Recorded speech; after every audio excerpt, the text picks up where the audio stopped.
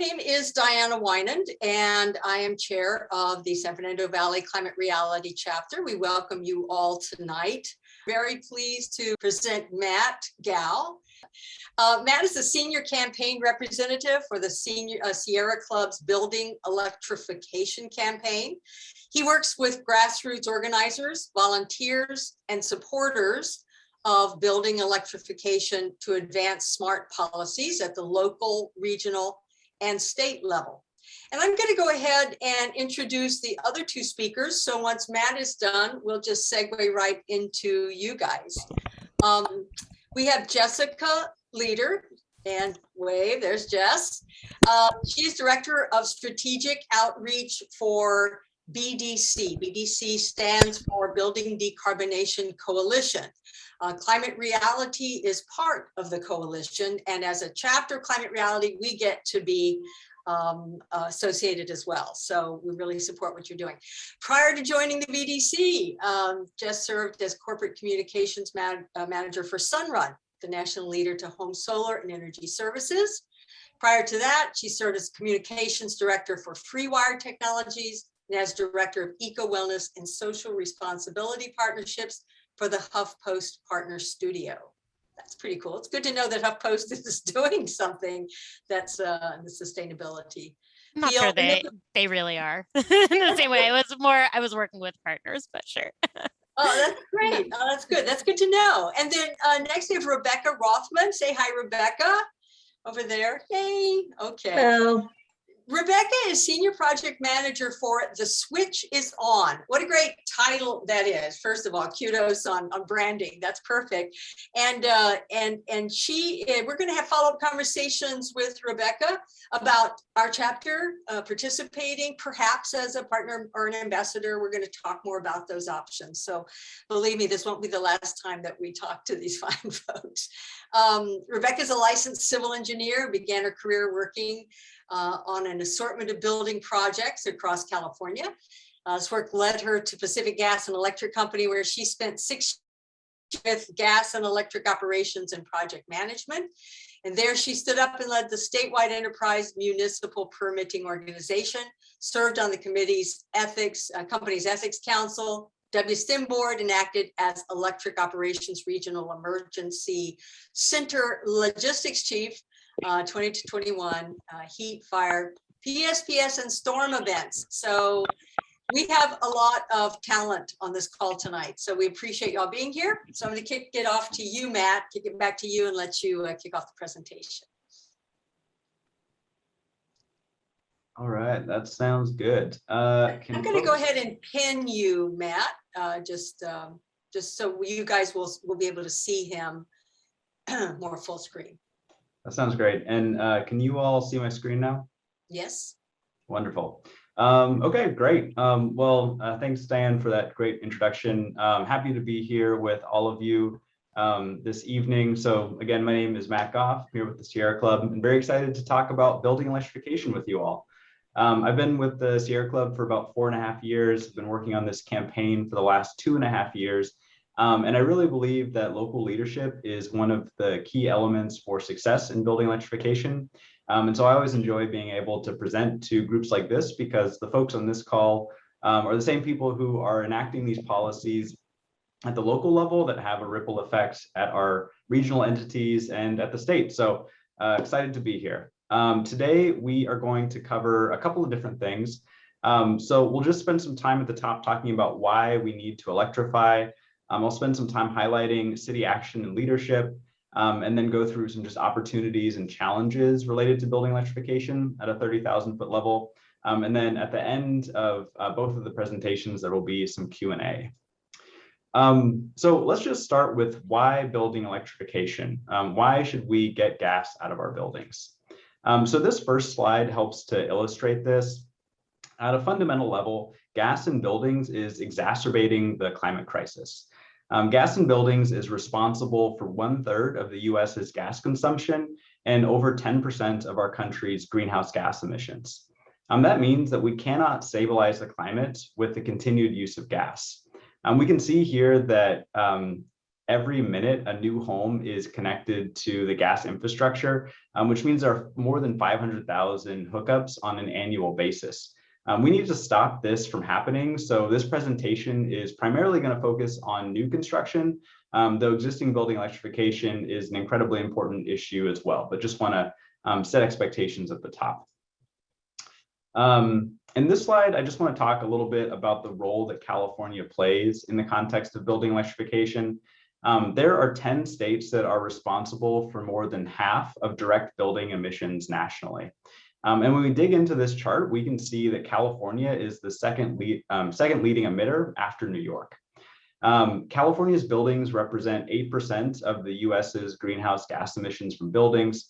And when we dig into that a little bit, we can see that it's a roughly 50-50 split between residential buildings and commercial buildings, with slightly more emissions coming from our residential buildings. This means that as we electrify California, we have a real opportunity to transform the national market for advanced electric appliances like heat pumps. We can normalize electrification as a concept, and we can inspire other states to follow suit. You know, California is home to 1 in 8 people that live in this country. We're the 5th largest economy in the entire world. And so the policies that California adopts have a unique ability to scale and to ripple out and to influence our neighboring states and either other countries. So even though in this chart you can see that we're emitting a disproportionate amount of GHGs, we also have the ability to make a disproportionate positive impact. So how are we making that impact? As I said at the top, I think cities are responsible for a lot of the building electrification leadership that we have seen in the last couple of years. And there are a number of reasons why cities are choosing building electrification as a policy approach.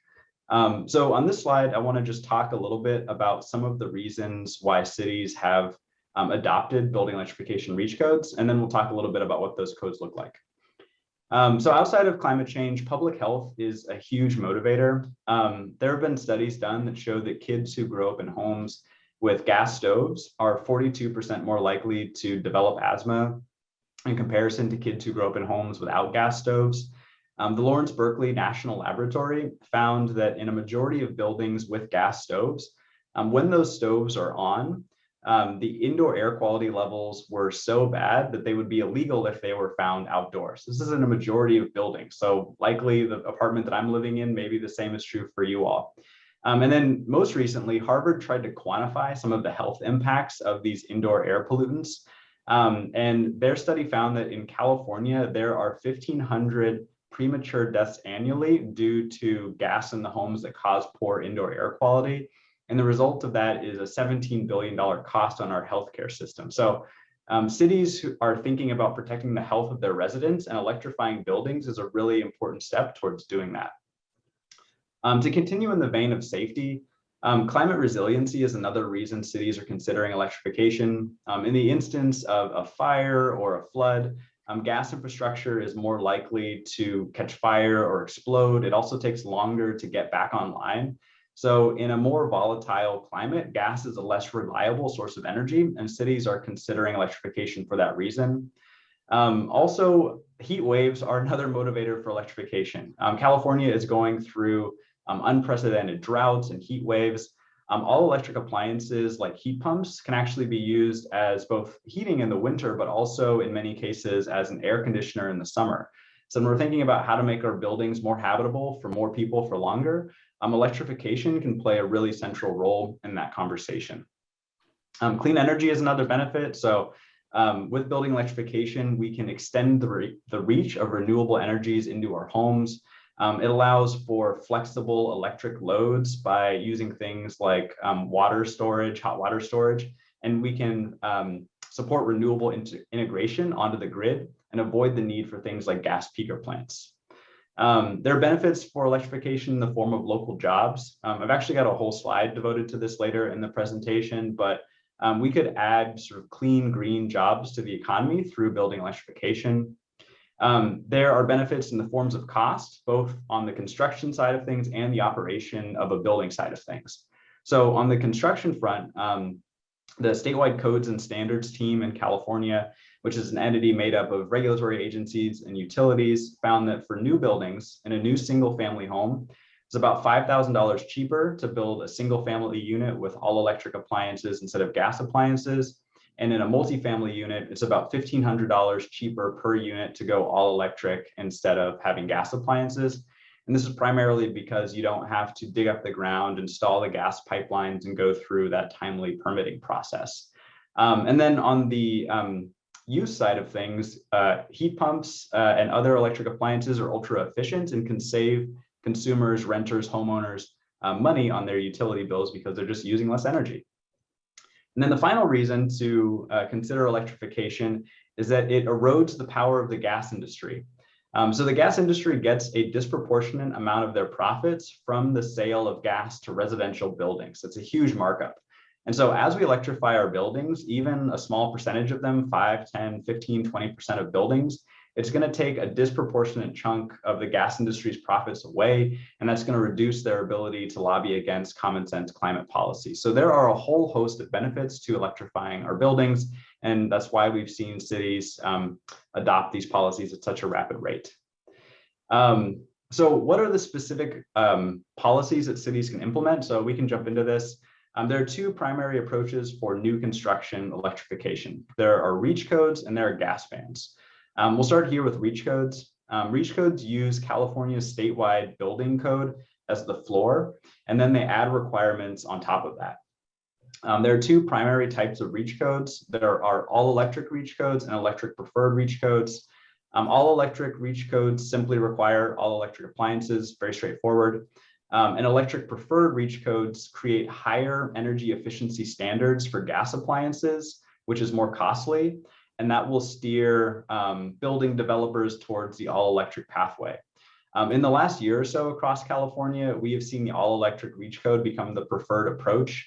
In sort of 2019 and early 2020, electric preferred was what we saw more of, and now we see mostly all-electric REACH codes, which is an encouraging sign. The other approach for a city is a gas ban for new construction. Gas bans use a city's police powers to ban gas on the grounds of health and safety.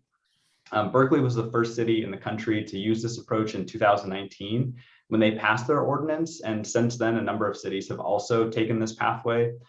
Gas bans are great because they are a little more robust than a REACH code. With a REACH code, they need to be reauthorized every 3 years in sync with California's building code, whereas with a gas ban, once a city passes it, that is the law of the land for the future. So those are the two approaches. There are also things like emission standards for large buildings. This is something that sets a greenhouse gas emission cap that falls on an annual basis. This is something that we've seen adopted more widely on the East Coast, but something that has potential in California as well. And typically it's a tool used to address existing buildings instead of new construction, but just wanted to throw that out there as one of the pathways. So what does success look like? We know what the policies are now. We know why cities have chosen them. So what is the rate of return on all of this? 49 cities have passed building electrification ordinances over the course of this campaign, 2.5 years.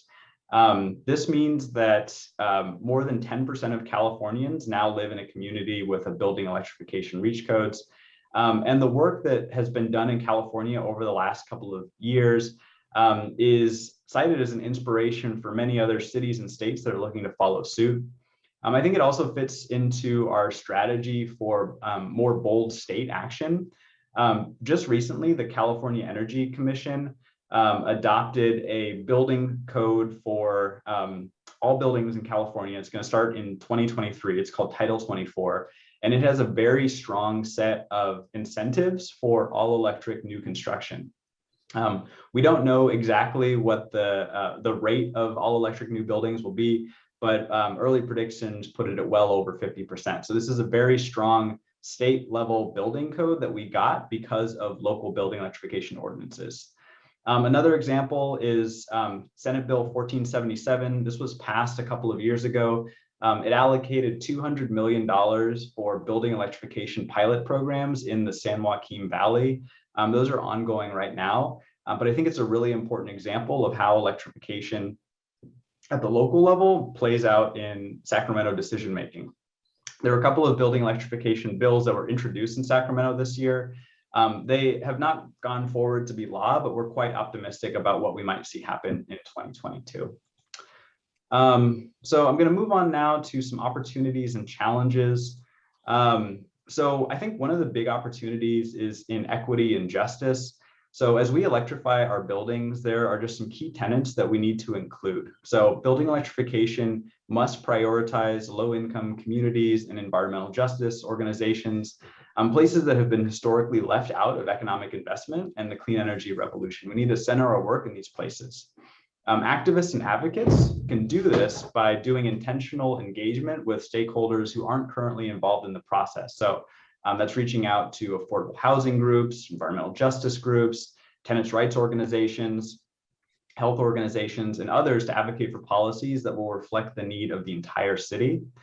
And as we electrify our buildings, and especially existing buildings, we need to start thinking about some of the unintended consequences that need to be avoided. So specifically, we need to make sure that there is no rent increases because of building electrification. We need to make sure that there is not displacement due to building electrification. And we need to make sure that the cost of the gas infrastructure is not put on communities that can least afford it. So as fewer people use gas, that system's going to get more expensive, and we need to make sure that those costs are distributed equitably and not focused on people who didn't get on the early train of electrification. Another opportunity, I think, is labor. Labor's response to electrification has been mixed. I think this is largely influenced by the local utility.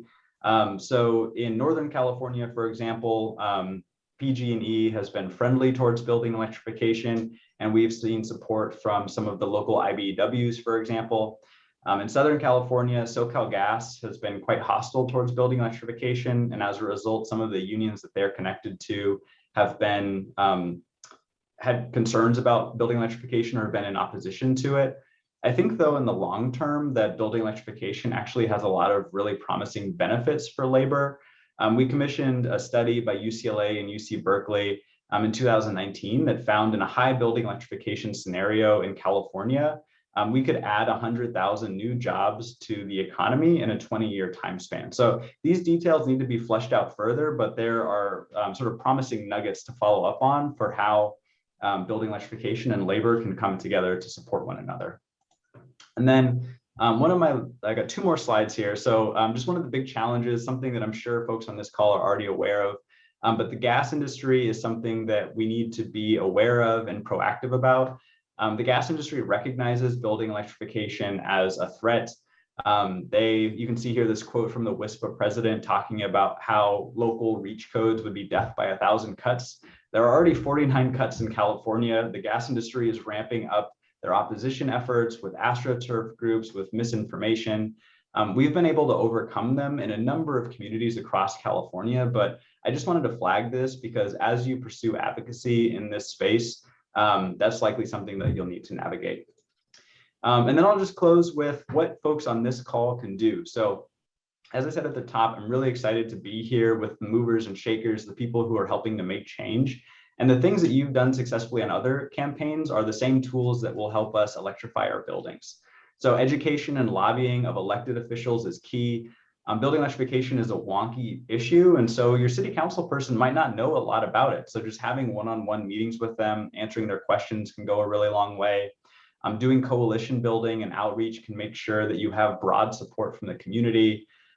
Doing work to get coverage in the media helps to raise the profile of the issue. And then just good old-fashioned grassroots advocacy, getting petitions, recruiting more members and activists, organizing public events when we can do that safely. All of these things cumulatively can allow for us to electrify our buildings effectively and equitably. I could go on for much longer, but I will stop there and pass it over to the next presenters. Thanks so much for the time. Matt, thank you. That was very informative. I like how you sort of shaped the big picture for us and showed us some things we can do. Thank you very much. And I just want to ask, and this would be for both presenters, Is it okay for people to like take a snapshot of one of your slides or something, or do they need to get Yeah, totally. permission from you? But because there's so much good information on the screen. Okay, so you'll let me know.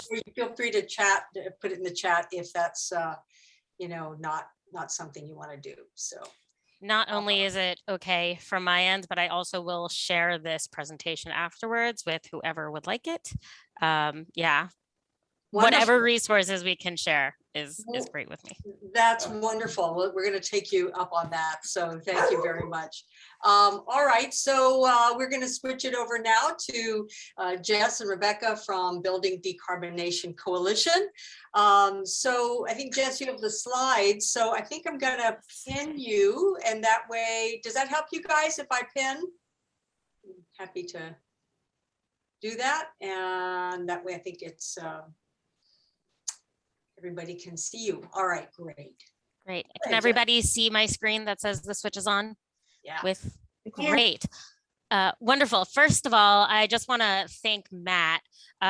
It's so nice sometimes to be able to hear something that you're so engrossed in every single day from like a bit of like a baseline perspective. And I learned just now a bunch of new stuff. So thank you. And yeah, you're doing great work. So thank you. We have some slides that overlap, just gonna have to give you that heads up, but I think that's good, reinforces good work.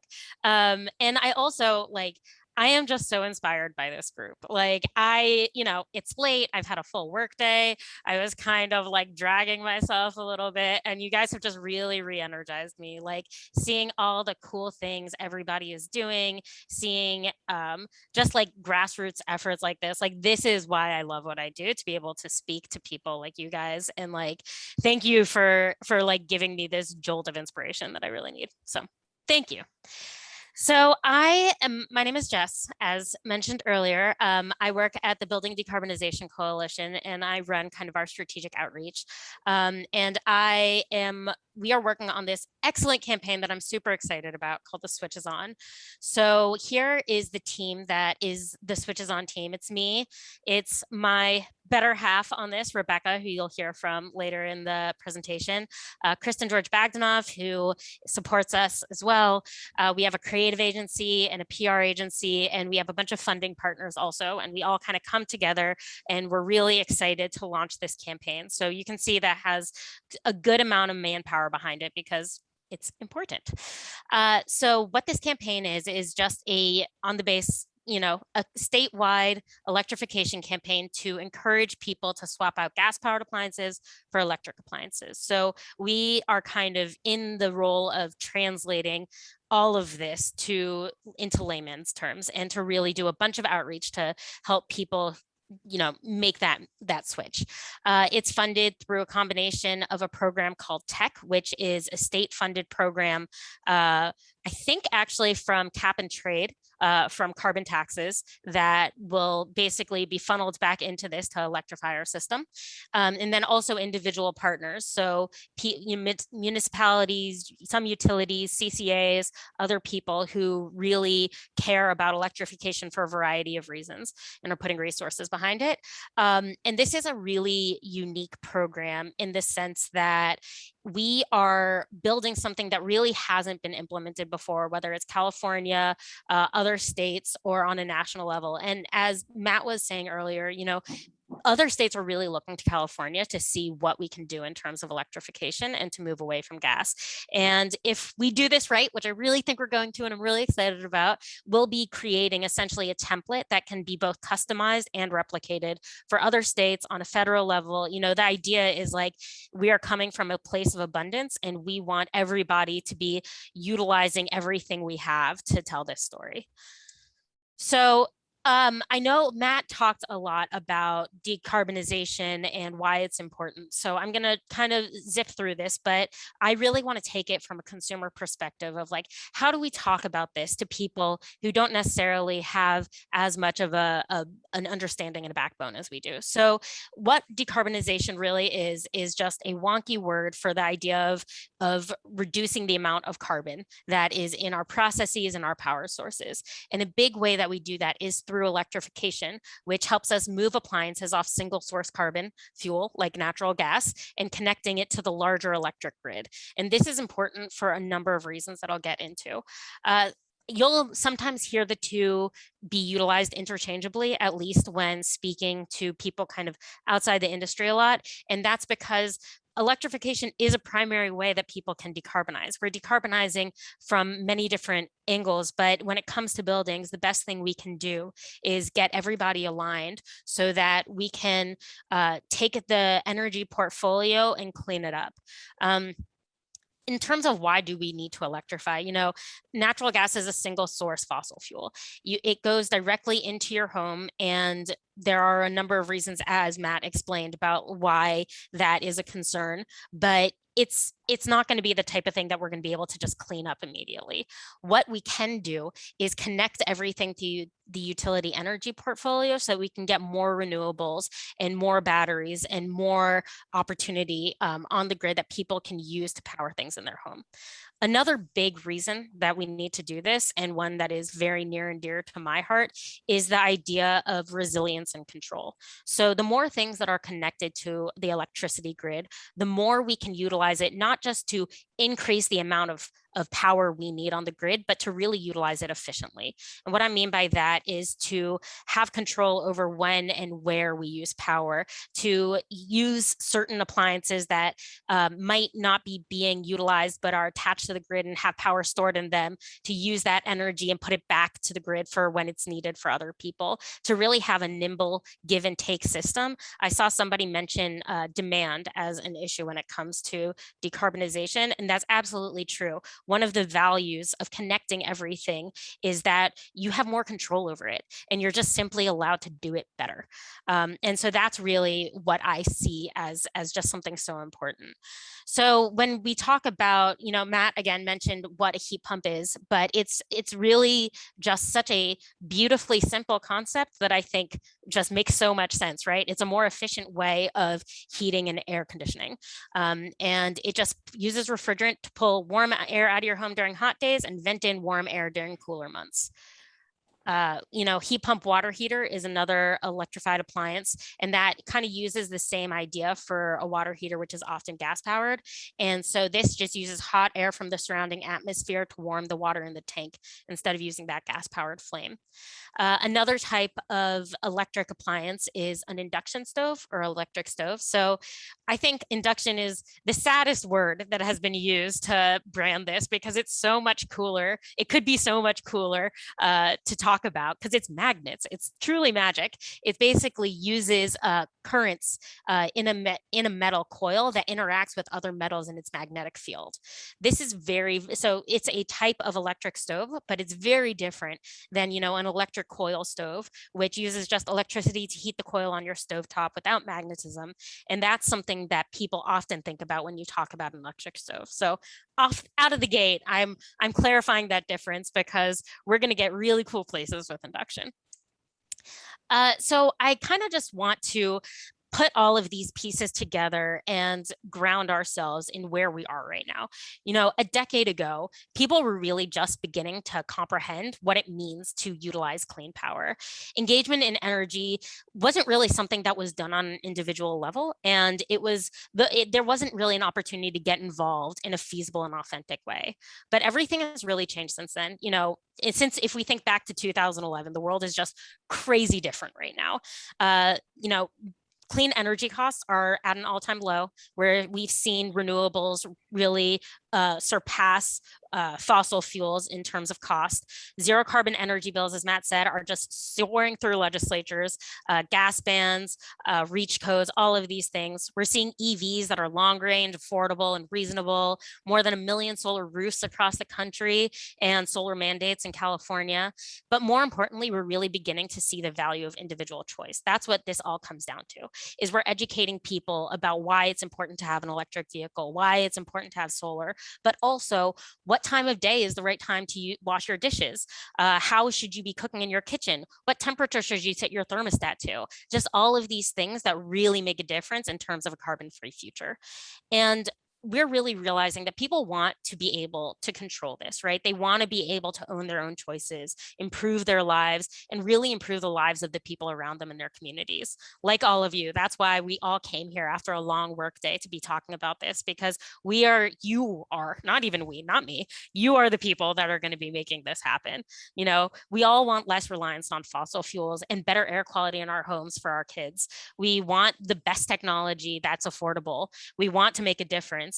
And so our value here in this campaign isn't to create value, but is actually to tell you about what exists and to share our knowledge in a way that makes sense to just the average person. And so that is really what we're trying to do with the Switches On campaign. So honestly, this can't come at a moment too soon, because we are at a real turning point for electrification. We're seeing interest increase. We're seeing people. This is the executive director of the BDC, Panama Bartholomew, who is part of a video about induction cooking at tech outlet called The Verge instead of just like one of our average environmental outlets. We're seeing places like the Wall Street Journal that aren't historically that friendly to renewables covering the value of induction. You know, you're just over and over, we're seeing all of these different values in the media. We're seeing the zeitgeist change when it comes to talking about electrification, seeing those electrification codes coming through. And I think that this is really what people are seeing. They're seeing that when there was that big heat wave, you know, in the Pacific Northwest, that if we incentivize things like heat pumps, they can create a more resilient system. So we just really recognize this as kind of the hero of our future in many, many ways. So back to the Switches On campaign. While our purpose is to swap out those appliances, the goals of the campaign are really threefold. The first is to just educate people. Right now, it's a really nascent industry and a nascent market, and we are here to drive awareness about this and just tell people about what electrification means and why it's important. We also want to inspire people. So not just telling them that's important, but really having them understand like that they can do this, that it's something that we all can be a part of. And then finally, we also want to support people in that switch. This isn't necessarily easy immediately. It's not like if anybody has ever done a home improvement project, you know that it can be difficult to swap out your appliances and totally change your home. But we want to make that as easy as possible. So we want to provide expert guidance. We want to really hold people's hand along the way and be able to come to them and meet them where they are to make that happen. So, you know, when we talk about this phase of the campaign, I talked about a few of these appliances, and that's really what we're focusing on.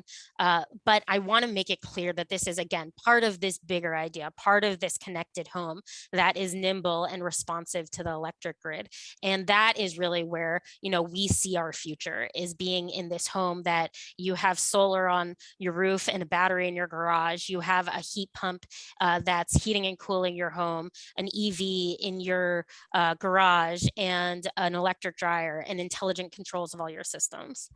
And we really are thinking about this campaign holistically. So when we think about who we're talking to, we aren't only talking to the people who are going to be able to make that switch immediately. And it's not only those people who you think they are. So we need to talk to the general public. You know, right now, just because not everybody is going to have the chance to make that switch doesn't mean that they are not a part of this future and not the right people to speak to. So really quickly jumping into this idea of an equity lens that Matt referred to, this huge goal we have with this campaign is to imbue everything through an equity lens. And that means not just promoting incentives that are for you know, low-income communities, but really recognizing that we need to speak to everybody on their level, and we need to get everybody invested in electrification. We also want to be speaking to enablers, so contractors, you know, designers, architects, and I know I keep saying, as Matt mentioned, but there's just so many good connections between these two, which I love. So a lot of this campaign is also, and especially through the tech program, about reaching out to those contractors and educating people who aren't just the ones with the stoves or the heat pumps in their homes, but the point of contact who help people make those decisions. And finally, we really are speaking to decision makers. So the ones who have the immediate option to make the switch. And while this is homeowners, it's also, 46% of Californians or 45% of Californians are renters. So we want to be speaking to landlords. We want to be talking to homeowners associations also. We want to be speaking to anybody who can make this switch as soon as possible. And when we take a step and we think like, what are we trying to say to the general public? We want to meet them where they are. We want to talk to them about health and the environment. We want to talk to them about their future and resiliency. We want to talk to them about how this can be affordable and reliable. And we want to talk to them about the fact that like, this just simply can perform better. And that is going to be what they need to see, is that like, there's just so many upsides to electrification. But that being said, there's also a lot of barriers, and those barriers are things like previous experience and association. So, maybe someone had an electric stove once and it was one of those terrible coils that are all wonky and doesn't heat things, right? Awareness and education, we just talked about. It's really hard for, we're just at this point that we're telling people about what this means. Green fatigue, like another thing I have to feel guilty about. Cost. Right now, things are more expensive when you just look at them without the incentives and without some of the added values. Lack of urgency. So a lot of times people only swap out their appliances when it gets really, really critical, or they want to push it off to when they move or something like that. And finally, intimidation. So it's a confusing process. The idea of doing something new in your house again can be really stressful. And what a big thing that we want to do in this campaign is to overcome those barriers. So in terms of previous experience, we're building a whole new experience for people, and that is through this community building. So community and cultural alignment, awareness and education. This whole point of this campaign is to educate people. So I call this levelized education, where we're not only doing it from the top down, through media and social media and our website, even though those are going to be really important, but also having people from their communities and people like you speak to their neighbors and their friends. Green fatigue. Switching out an appliance is not just another thing to do on the list. It's one of the puzzle pieces that's part of the bigger movement. And if people don't do everything all at once, that is okay. It's all part of being part of this movement and building this movement that's going to create a better future. Cost, there are so many incentives. As Matt mentioned, there's so many different things that are going to really be making this more and more affordable as time goes on, and immediately, but as time goes on, costs are just going to drop for manufacturers as demand increases, and we're really going to see that. Also bundling. So if you get solar and you get electric appliances, or you get a few at once and you're able to get this all done in one fell swoop, that can save significant amounts of money. And again, this is a lot talking about existing buildings and retrofits, since we are seeing a lot of really valuable opportunities on the new construction end. Lack of urgency, so availability of incentives and then immediate payoff, seeing how swapping out your appliances can immediately help you save money, can immediately improve, local current air quality. And then how we're planning on overcoming intimidation is just through supporting people. We are building out some really cool aspects of our website that Rebecca is going to get to, and we are going to ensure that we are talking to people like contractors again, but also people in retail stores, to make sure that whatever it is at the point of sale, you are having a hand held throughout the process and you're not doing it alone. So now I'm going to hand it over to Rebecca, who can walk you through all the nitty gritty of the campaign, knows it like the back of her hand. And yeah, I'm here if you have any questions. So take it away, Rebecca. All right. Good evening, everyone. So got a little bit of time left, gonna have to power through this. But as we mentioned before, we're really looking at components of this campaign to educate, inspire, and switch. So when it comes to educating people, it's about, people process information differently. So how do we reach all of the diverse kinds of people in the state of California? So we're looking at driving awareness through paid media, earned media, social media, and kind of more hands-on local engagement. Paid media is more like your typical ads. Earned media might be like editorials or news articles that might be on a topic, and then social media, which we're familiar with. All of this is really to take people to our website and content that they can access when they need it, when they want it, at the level they're at any given point in time. So if they're just curious, there should be content for curiosities. If they're looking at a specific appliance, like how do you get to that specific appliance? And if you're really looking at the big picture, having some content that says, how does this really all fit together? From there, when we go and talk about inspiring, this is really where people are making the choice. And so the kind of pieces of our puzzle here that are focused around getting people to make that choice or realize that they can make that choice are starting to build some retail partnerships, having, again, an aligned social campaign. And the thing that I'm excited to talk about a little bit more is our ambassador program, which is really getting out into the community and having folks be able to kind of talk to the people who they know and tell them why they can do it too. And then finally, switching. So once somebody's decided that they're going to switch, how do we make it easier for them? So all of that is to say, whoa, what's going on? Jess, you're pushing me too fast. What is happening? All right, next slide. We can go to equity. Okay. So, one place where all of this becomes really important is equity. And what we really want to make sure is that it's at the heart of everything we're doing. I just talked about how, California is very diverse. It has diversity in every way you can think about it. And 45% of the people in the state don't even own the place that they live in. They rent.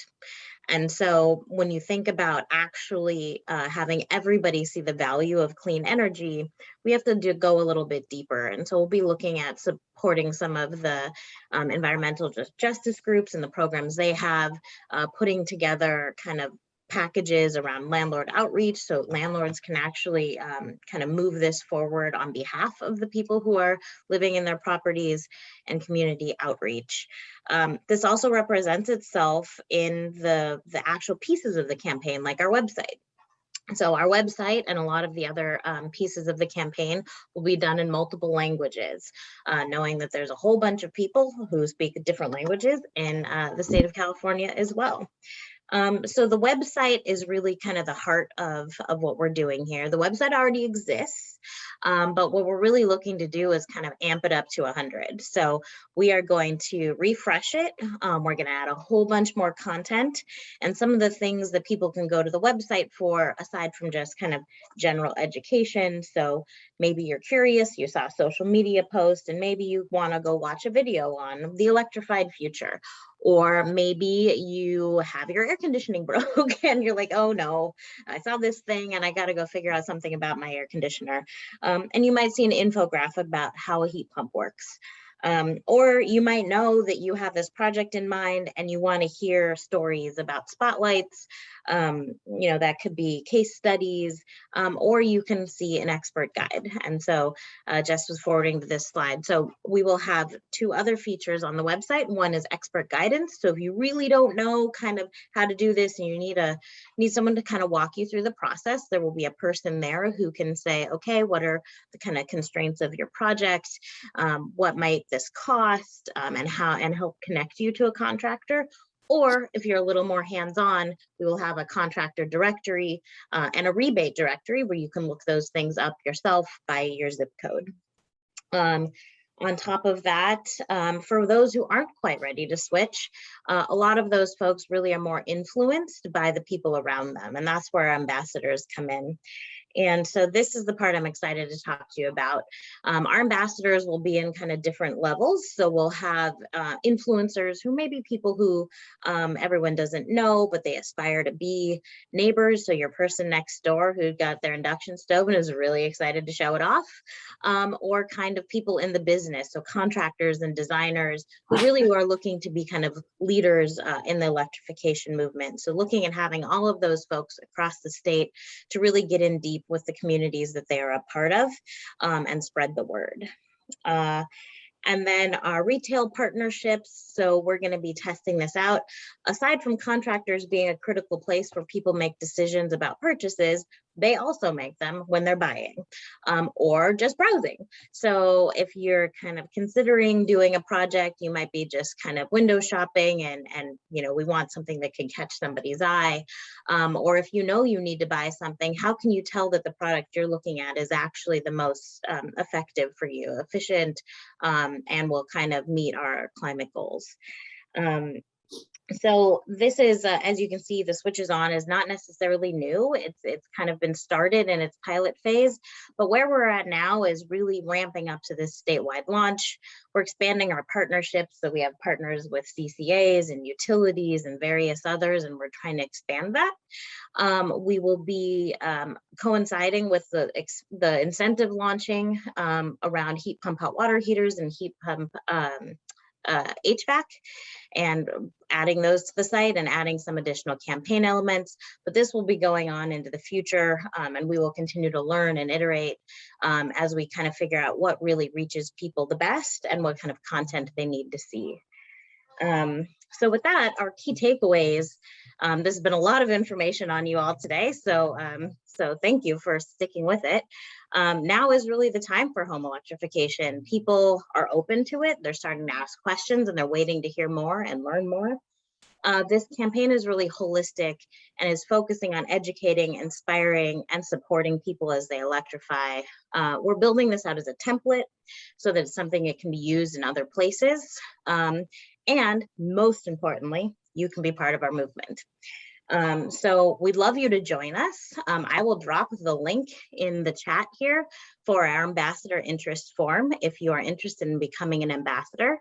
You can also subscribe and share on social media. We have Instagram, Facebook, and Twitter where we do posts. You can post, you can tag us at #SwishesOn. Or if you have questions, you can reach out to Jess or I with our email addresses here. And I think we just made it at 8.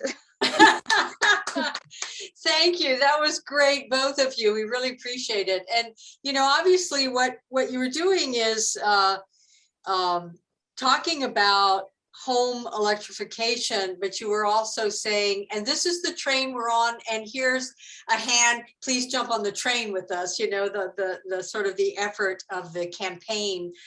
So thank you. I feel like you sort of drew us into that, and we look forward to being ambassadors on an individual or group basis. We'll figure out how we can do that. That's great. So thank you, Rebecca and Jess. So there's been a ton of really great questions in the chat, and I'm going to start, captured some. And so I'm going to start to, but feel free to continue to put questions in there. And one of the questions from Steve Hockman was, and I think this was to Matt, talking about the economic benefits of sustainable energy. Was that a point? Can that be something you address? You know, just what the economic benefits of sustainable energy.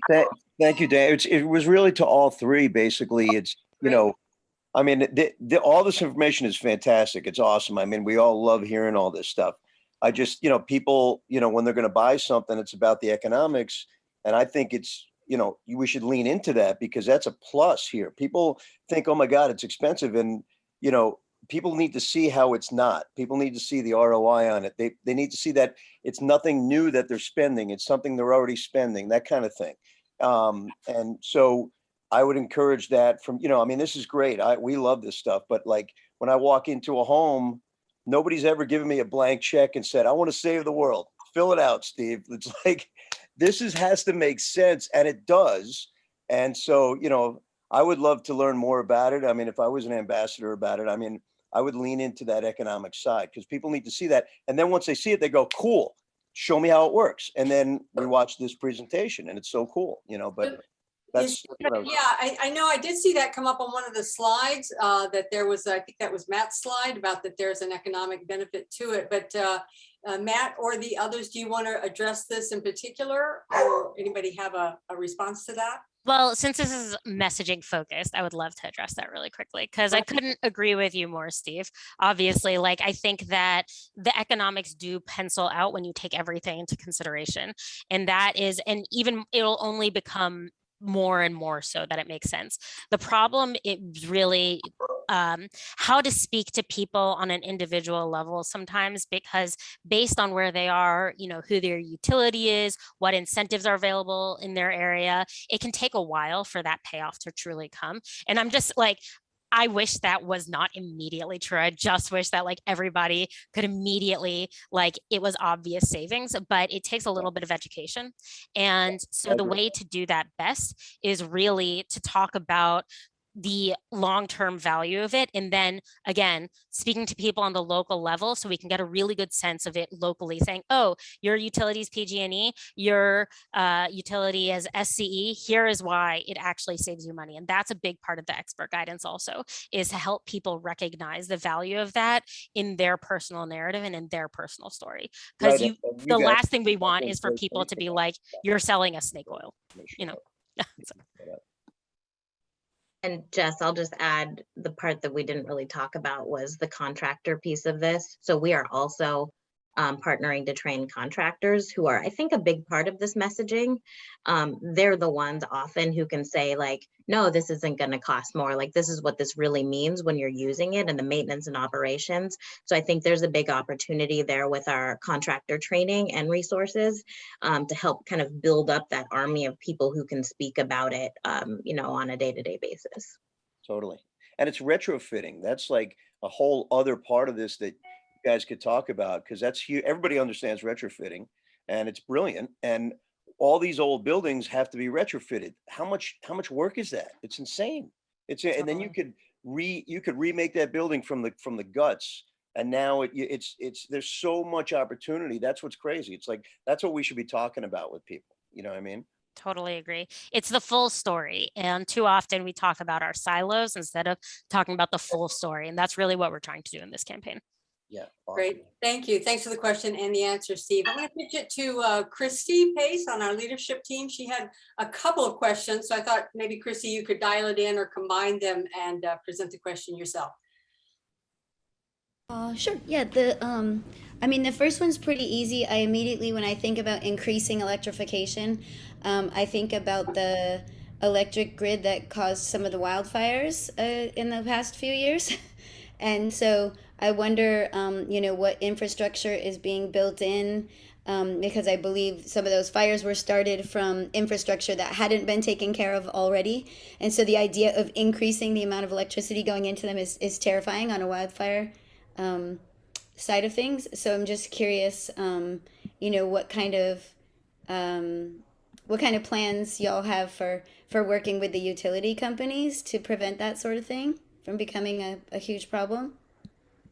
Yeah, I can take a stab at this. So I think like just a couple of parts of this question. I kind of want to start with the end of what you said. So building electrification, at least in the next couple of years, is not going to add like an immense strain to the grid, because we're still electrifying new construction primarily right now. And that's a fairly small fraction of California's overall building stock.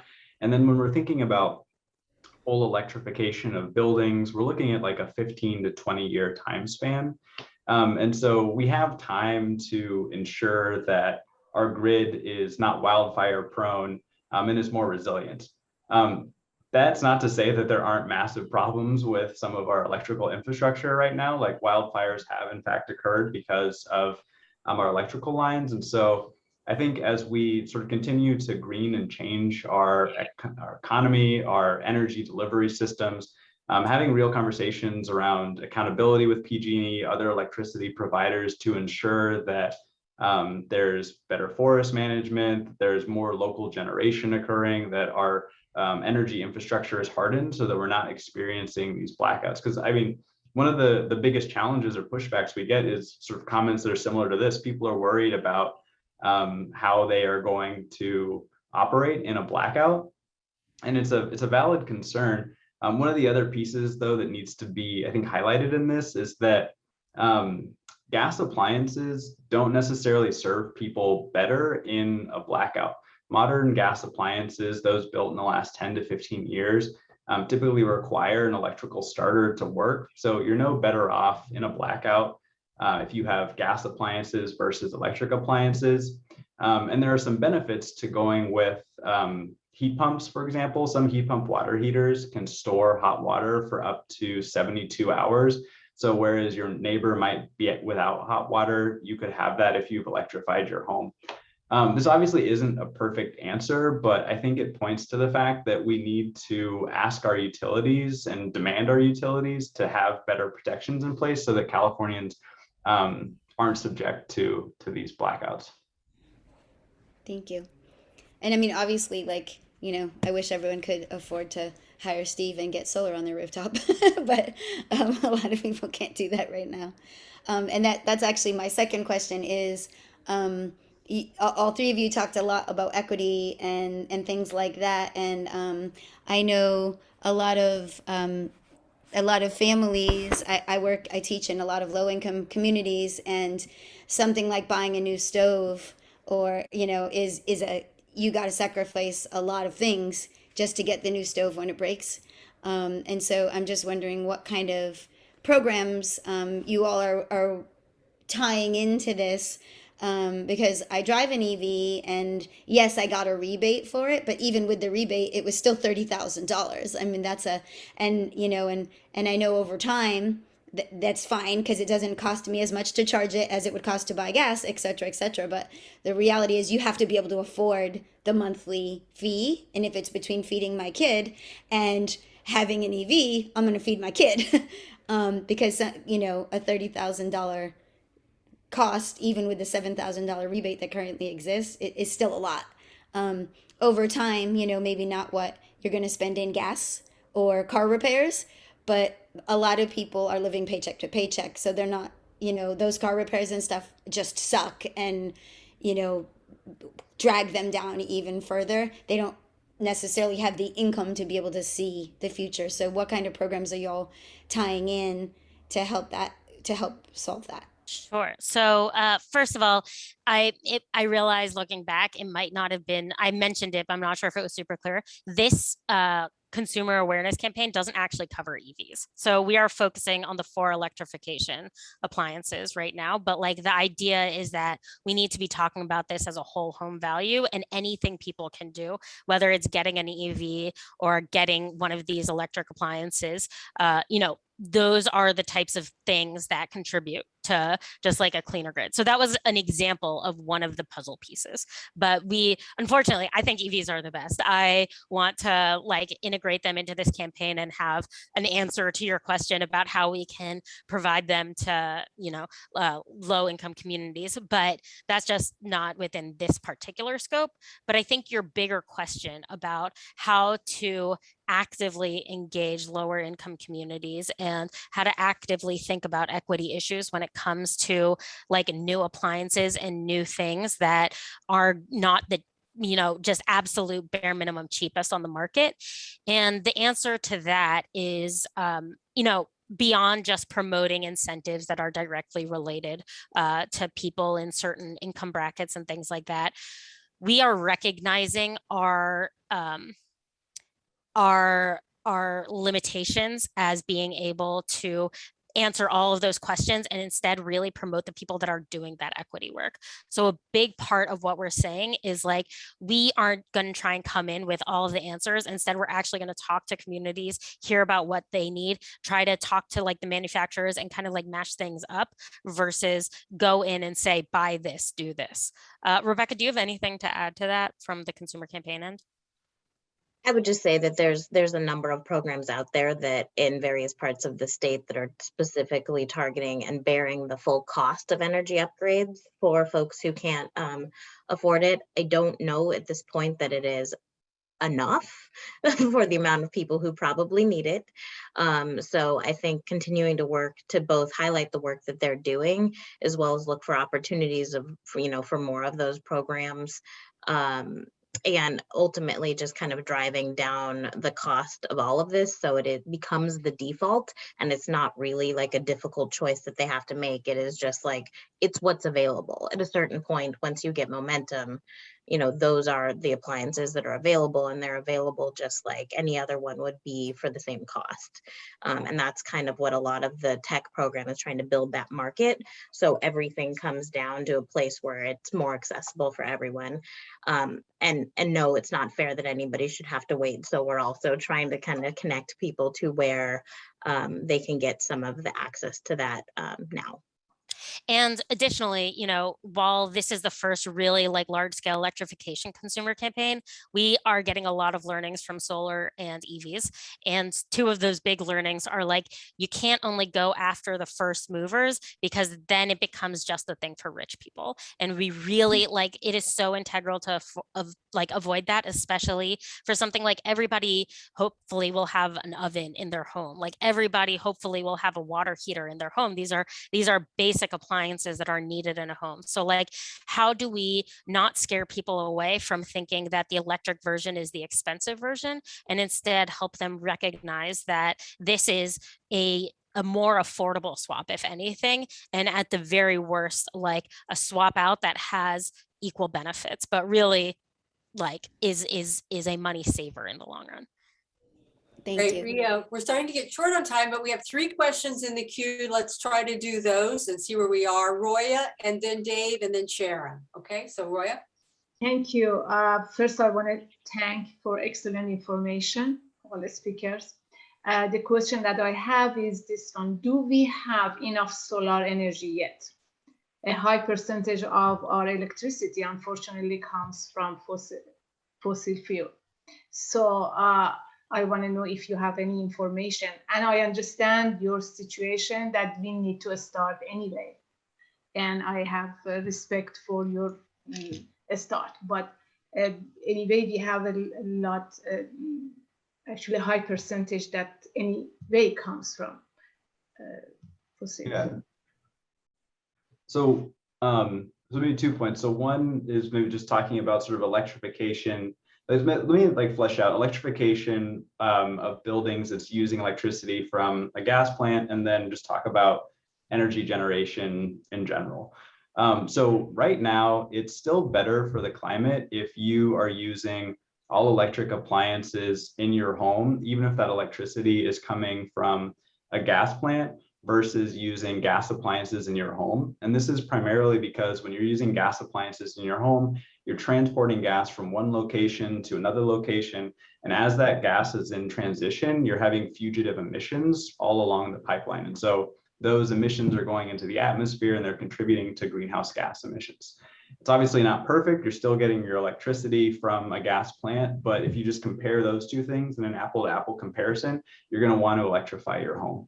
To the bigger question, though, of how much solar energy is California generating, or how much renewable energy is California generating, our state is hitting new renewable energy benchmarks for productions on a yearly basis. Our state has a goal of complete carbon neutrality by 2045, and there are tons of advocates, community members, people across the state who are working to ensure that the grid is green. So I don't have a specific answer to what our solar production looks like today, for example, but I'm confident that our state is taking the right steps towards getting to renewable energy, and in the short term, electrifying our homes provides increased benefits to our overall greenhouse gas emission reductions.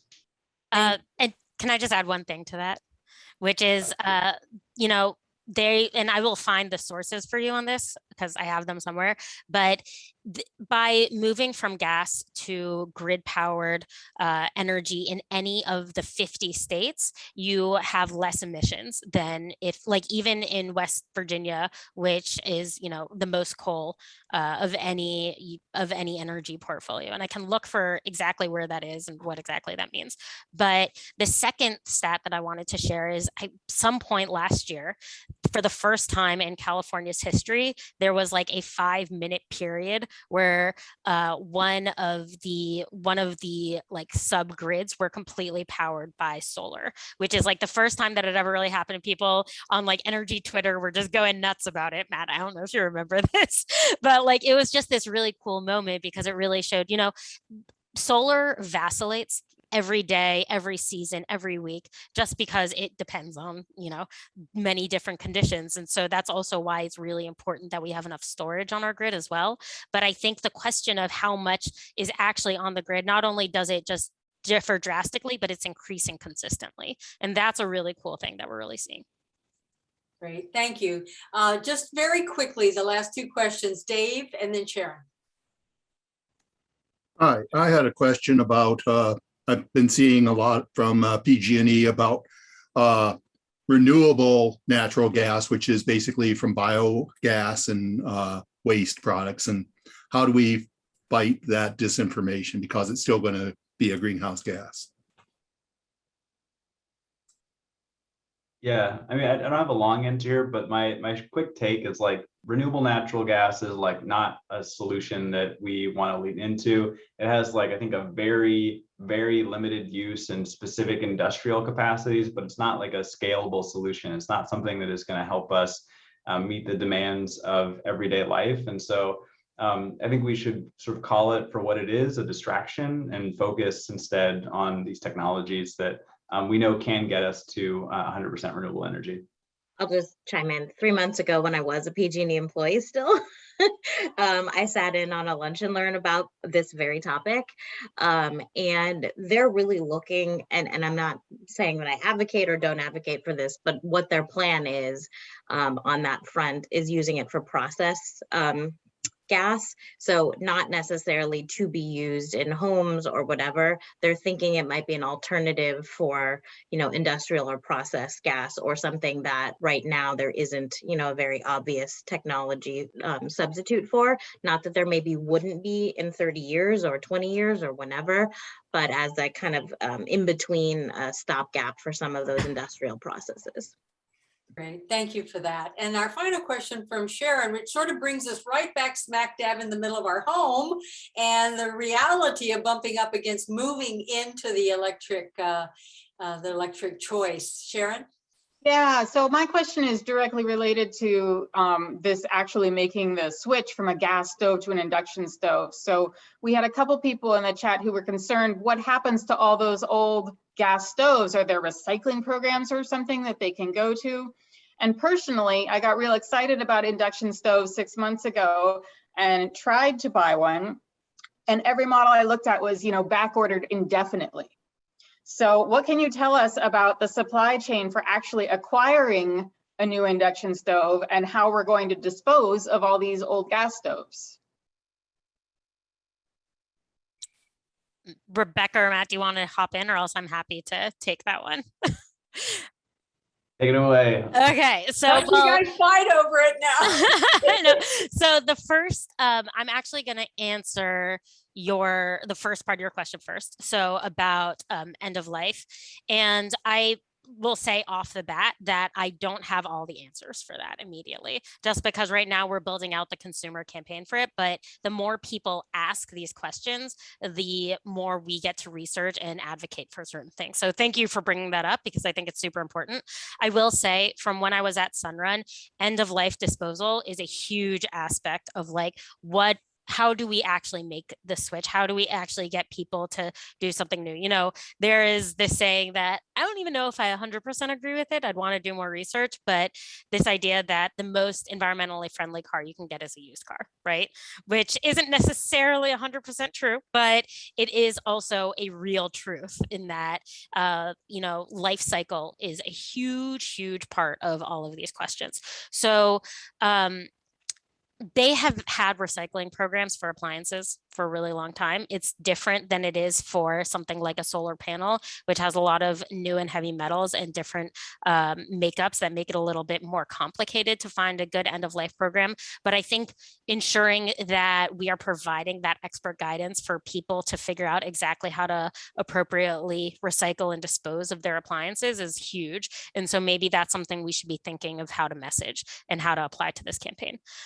In terms of back ordering, I hate to say this, but it kind of shows that the system is working a little bit. Everybody is interested in this, and manufacturers need to just be making more and more and more of these things. And so my hope is like, that is kind of what's happening. I don't think that this is the way that the system will be forever. And I'm sorry you're having this experience. It totally sucks. Like, we should get you with the right person to figure that out. But I think that at the end of the day, exactly, this shows that the market signals are working for this. And we want everybody to be trying to get their hands on an induction stove so people are making more of them. That would be my 2 cents. If Matt or Rebecca wanna hop on there, please feel free. This is just speculation on the second part of the question, but I imagine that COVID has probably interrupted supply chain as well. Like, everything has been impacted quite dramatically, and like, the parts to put these, amazing magnetic stoves together, I imagine are in, a shipping container somewhere. So hopefully that gets worked out soon. Me too, and I agree. I mean, it is gratifying that that there's demand for induction stoves. It's just surprisingly difficult to actually acquire one these days. That is great. Thank you, Jess, Rebecca, and Matt. You guys were terrific. I feel like you've given us so much information. Feel free, everybody, to unmute and holler and yell and say thank you for coming and doing this. Thank you all.